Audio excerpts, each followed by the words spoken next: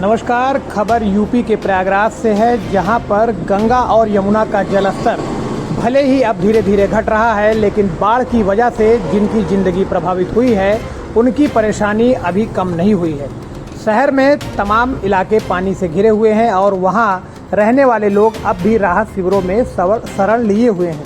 इन लोगों को सरकार की ओर से सहायता मिल रही है, लेकिन इसी शहर में ऐसे भी लोग हैं जो बाढ़ से उतने ही प्रभावित हैं, मगर उन्हें ना सरकार की मदद मिल रही है और ना समाज की। ये किराए पर रहने वाले वो छात्र जो अपने सपनों को साकार करने के लिए प्रयागराज आए थे, लेकिन इस आपदा में उन्हें बाहरी मानकर राहत शिविरों से भगा दिया गया। छात्रों की यह दुर्दशा किसी एक या दो की नहीं, सैकड़ों छात्रों की कहानी है। सलोरी, छोटा बघाड़ा, बड़ा बघाड़ा और ठारिया जैसे इलाके बाढ़ की चपेट में आए।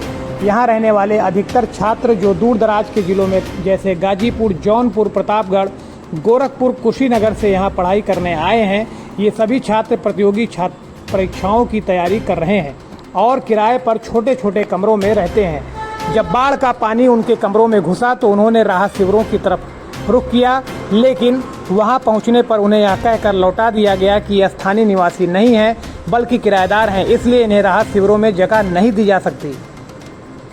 गाजीपुर के एक छात्र ने बताया कि वह 2 साल से छोटा बघाड़ा के ठारिया में रहकर पढ़ाई कर रहा है। जब उसके कमरे में पानी भर गया तो उसने एनी बेसेंट स्कूल में बने राहत शिविर में शरण लेनी चाहिए, लेकिन वहां से साफ मना कर दिया गया। मजबूरी में उन्हें कटरा में एक दोस्त के पास जाना पड़ा, जहां बहुत मुश्किल से 2-4 दिन गुजारे। ऐसे ही एक और प्रतापगढ़ के प्रयागराज पढ़ाई के लिए आए। उन्होंने बताया कि राहत शिविर में ID कार्ड दिखाने के बावजूद उन्हें वहां रुकने नहीं दिया गया।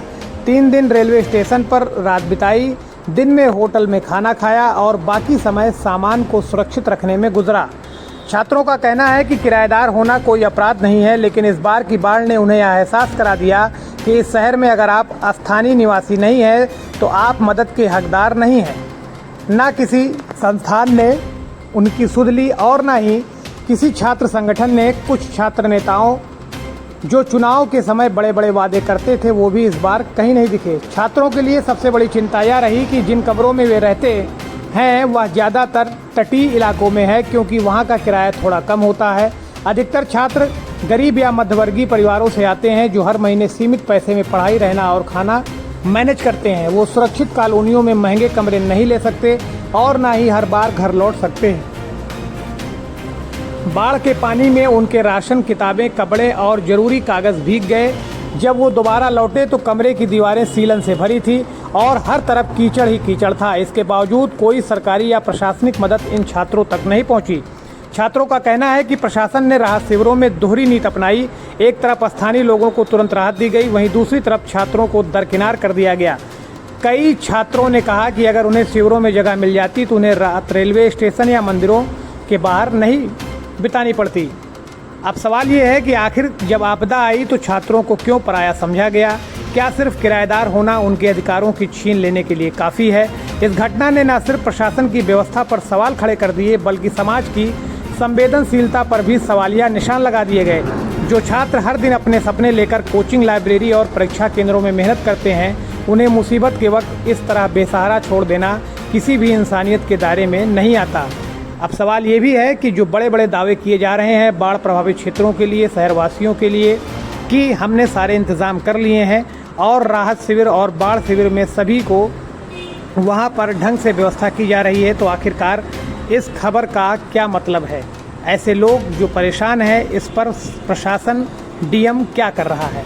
अगर यही छात्र IAS PCS बन जाएं तो पूरे शहर उन्हें अपना कहेगा, लेकिन जब उन्हें ज़रूरत थी तब शहर ने उन्हें बाहरी कहकर दरवाज़ा बंद कर दिया।